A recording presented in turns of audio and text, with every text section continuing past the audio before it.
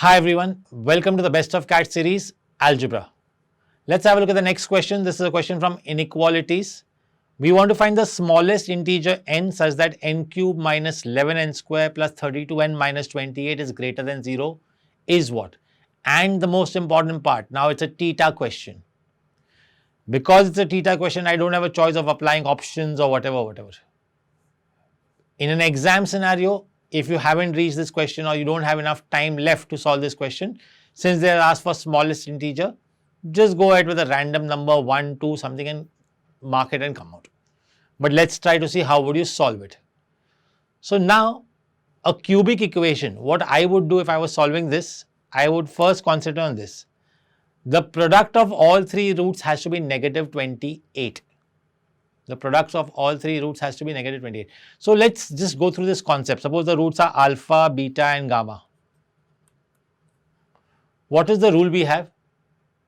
Sum of the roots is minus b by a. So alpha plus beta plus gamma will be minus b by a. That will become 11.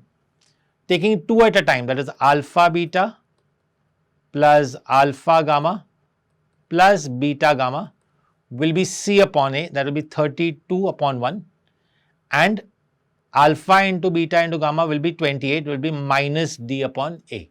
So that will be again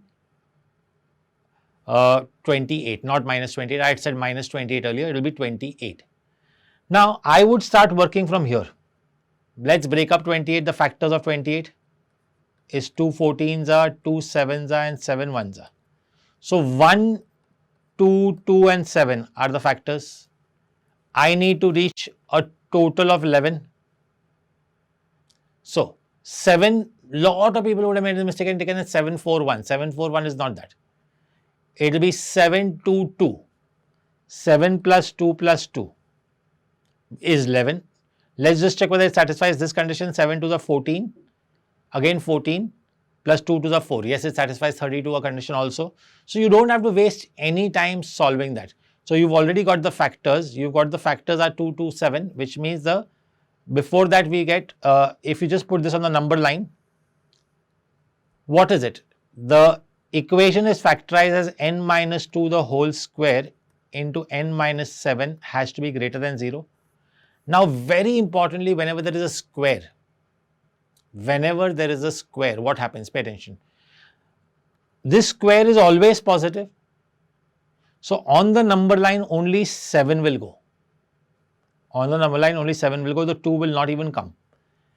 To make this whole expression positive or this inequality positive, what will happen? I will have to take n as more than 7. Any value more than 7 will satisfy. They've asked for the smallest integer which satisfies. 7 will also not satisfy. 7 will make it 0. So answer will be n will be 8. That is the smallest integer. The part which I have got over here in this method, if you don't know that method, you could have also used trial and error, reach 2, use synthetic division and then do it.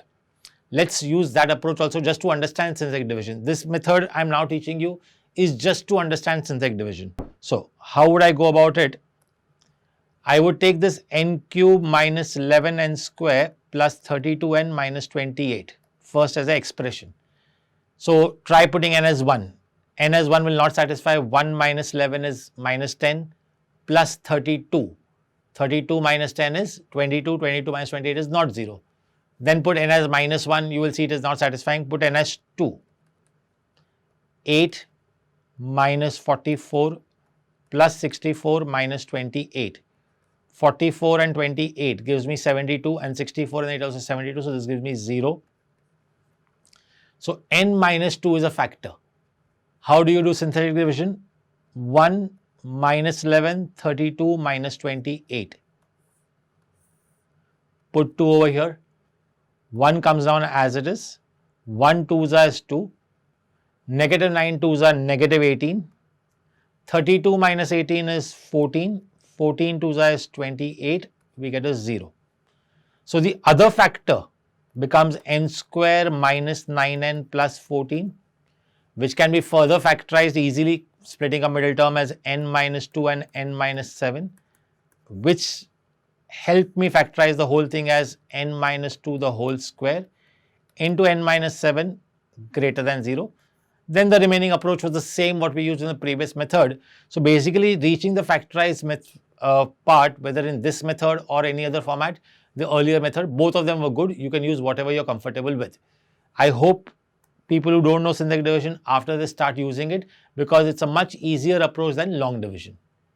Well, as usual, you'll have a replica question. Please solve that and give your answer in the comment section.